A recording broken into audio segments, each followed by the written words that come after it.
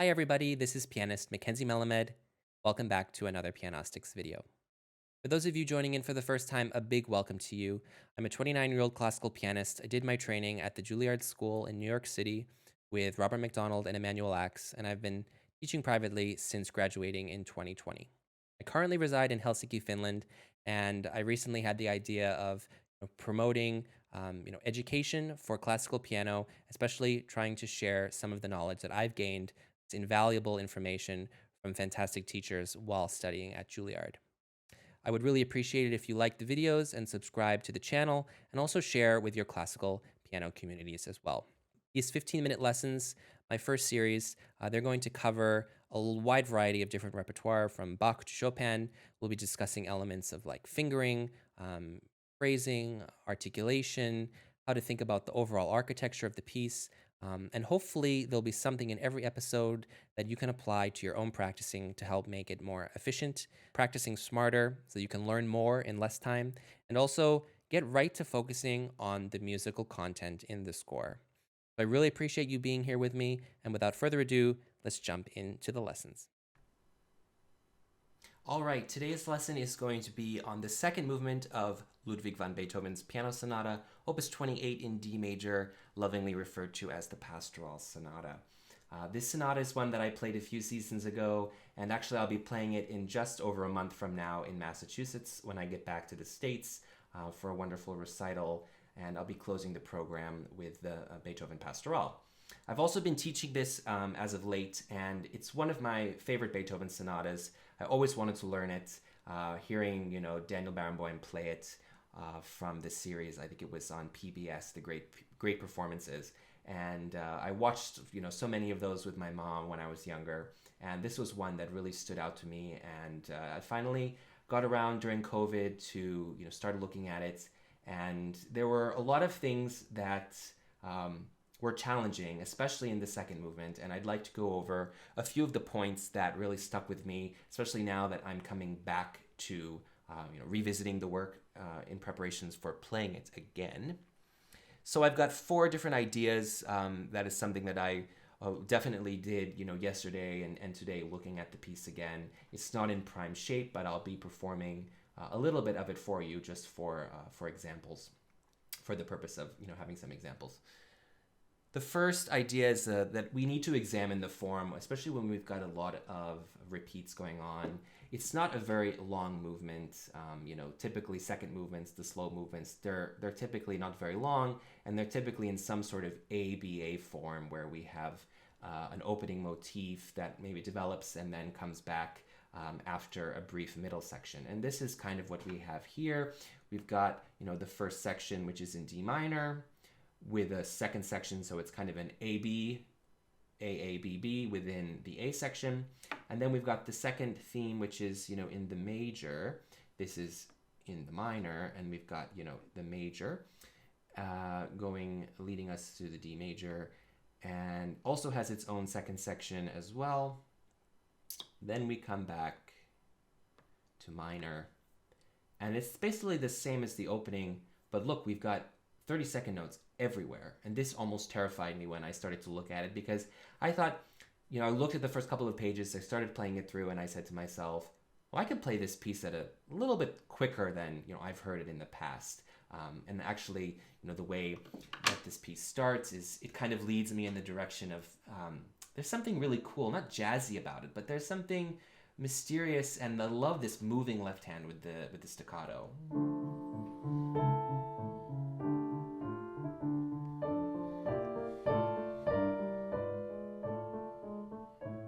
But then we get to the third page, we flip the page or we tap the page, depending on if you're using a score or an iPad, and then we get this whole barrage, almost the whole rest of the piece is in 30-second notes. And, it starts.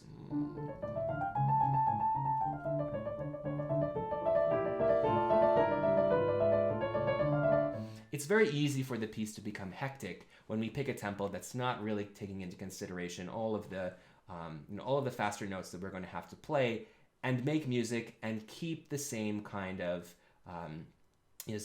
character that we've had throughout the work, because it is also returning to the A section that we had at the beginning. So thinking about the form, we also can use that idea into our second idea, kind of link those into note values and taking a careful look into what kind of note values you have coming up so that you can be really informed and start with the correct tempo that works for you at the moment so that you don't end up learning the first 2 pages much quicker than normal once you start out, and then you come here and realize that the tempo you've picked is impossible, and you kind of have to relearn and have new ideas for how you're gonna play. And also, honestly, when we slow things down, they naturally become a little bit more boring, and we play them, we don't play them with the kind of energy that we had when we played them a little bit quicker. So starting with the right tempo is really important so that we can maintain a consistent mood and character throughout without making any compromises, and no rushing and no slowing down because, a measure is not, we feel uncomfortable, so we're just going to play a little bit slower. It's really going to ruin the overall mood of things.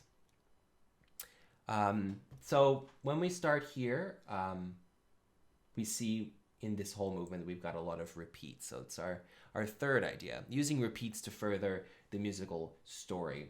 When we've got something that repeats a lot of times and has, repeats built into that repetitive melody, we really need to think hard about what are we going to do each time we have the phrase, what are we ultimately building towards, and what kind of hints do we have along the way, what can we take from what's written in the score to help us realize our goal of having as much of a storytelling atmosphere that we can, so that not every time we repeat the story we're having the punchline in the same place, or the story always has the same kind of twist, or same kind of ending.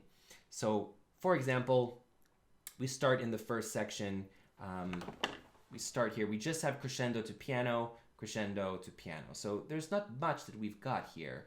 I'll just play the opening line.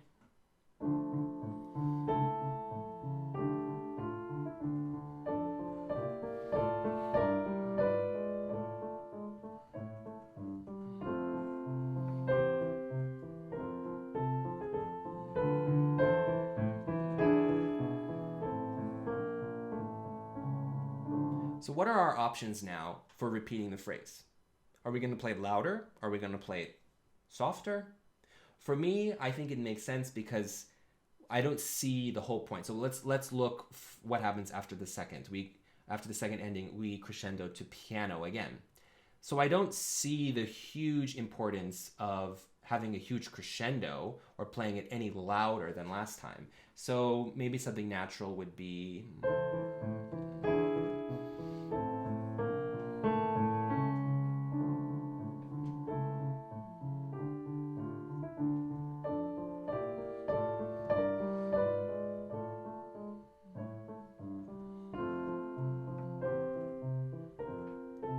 something a little bit under. And then when we come to this middle section where we're focusing on the pedal point with the dominant, which is A,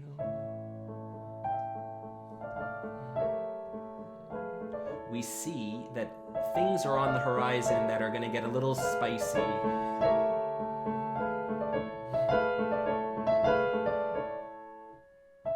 So knowing that this comes up, looking ahead, looking at our form, we see this divergence where we've got a crescendo into a few, sforzandi, and these are, driving points in our score. So that can influence what do we do about the first repeat. For me, I think it's an obvious choice that you would play either the same or a little bit under the volume so that you really have somewhere to go leading up with these pianos to crescendo, piano, to the 3 sforzandi, and then, arriving back in piano. And what do we do once he gives us this little idea that things are going to happen with the sforzando? He brings us back to the piano.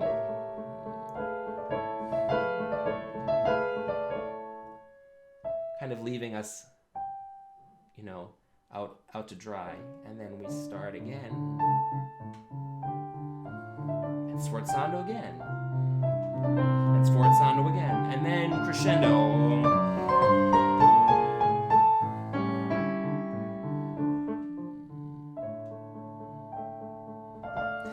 what do we do when we repeat again?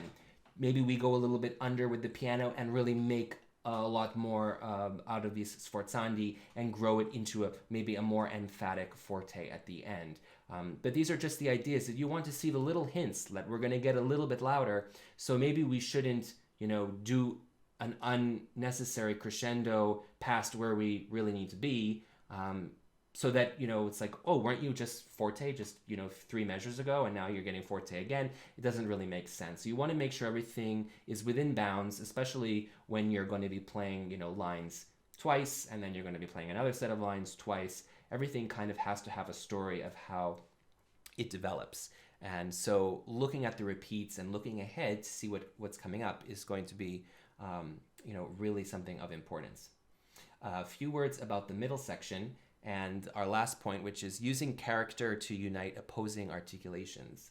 Part of the reason why I love this movement so much is because that we have this dichotomy between the right hand, which are, at least for the first half of the piece, we've got these, either quarter notes or mostly eighth notes, and they're really helped, picked up almost in the wind by this moving 16th, the moving 16ths in the left hand, which are the staccato.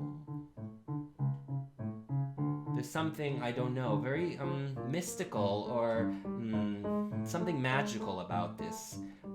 The fact that it's really, really clashing, but in a very satisfying way.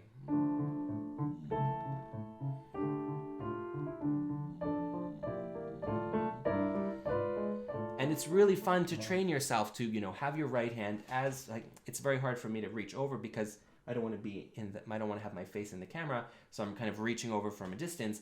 But to really solidify your hand,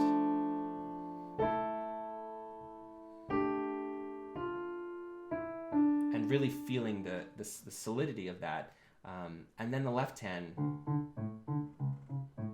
kind of moving along and gliding and snaking around to really pick it up and make everything very mobile. And I was speaking sometimes with my students, and also thinking to myself, what is the character of this staccato in order to help the main idea that I want to have, which is still something a little bit serious and ominous, to be really something that glides along to help the right hand. If I have my left hand as written,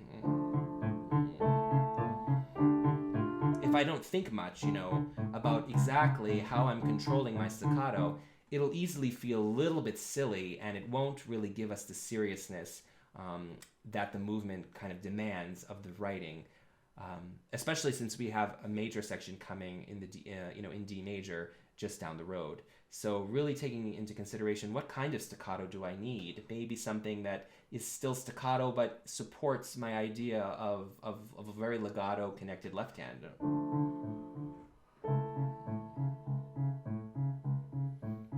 It's kind of gliding very horizontally, and it's pushing me rather than a static, just dynamic versus a static where we don't have much developing.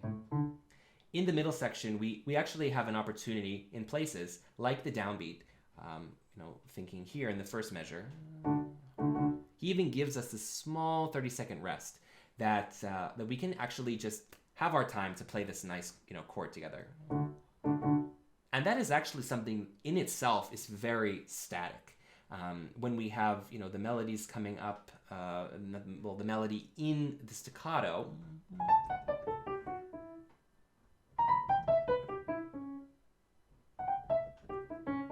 we want to follow that, and that's something that I just missed one of the notes in this run.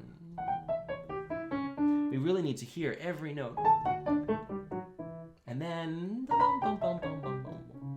and so even within those 3 phrases, we've got and then.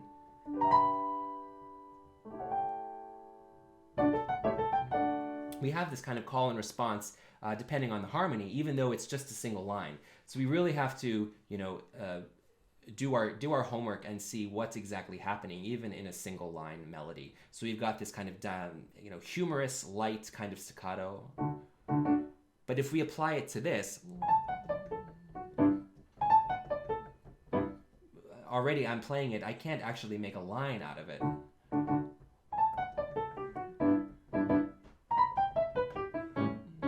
And I think it's very clear. It's somebody singing, ha ha ha ha ha ha. But they sing ha ha ha ha ha ha ha. It's actually in one breath. And so that's why I know we have to, we should be inclined to make more connection between the staccato.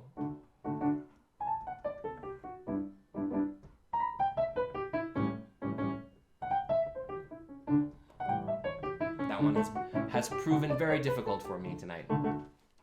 So that kind of thinking is really nice. Is it a kind of a dynamic staccato where we have to follow the melody through, thinking horizontally, or do we have the opportunity to be a little bit more humorous and more direct and a little bit more static in that nature?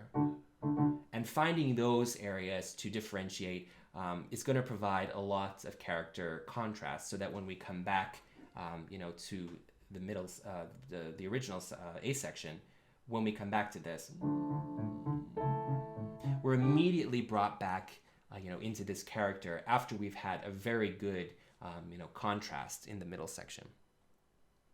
Finally, in the last moments, I just want to, wish you well and wish you good luck if you do take a look at this piece, that when you do find out what your maximum tempo is, let's just take the last line of the third page, and you're dealing with these 30-second notes, really take the time to think musically and melodically, so that you actually have a very good connection with your hands, and you can actually kind of sit in the keys as you play. And I would recommend starting very slowly.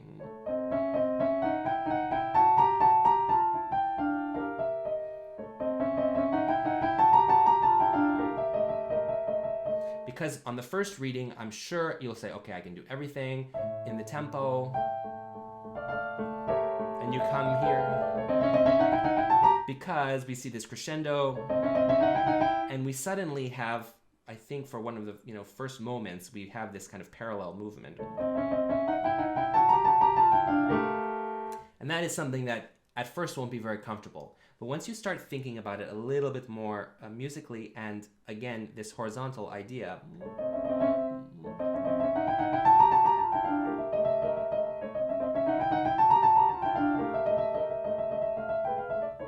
the moment you always, kind of train yourself to start thinking like that, the less time you're going to spend kind of fumbling through and saying, I'll get it next time, because that's what we all say. And then when it comes to the performance time, it's not as accurate, it's not as, in our bones as the rest of the piece. So if you do end up taking a look at the second movement of Beethoven's Pastoral Sonata, I wish you good luck, and I hope there's some, tips and tricks you can use that I presented that may be helpful. If not in this sonata, perhaps another piece you're working on. As always, like, comment, and subscribe. Let me know what you'd like to hear next.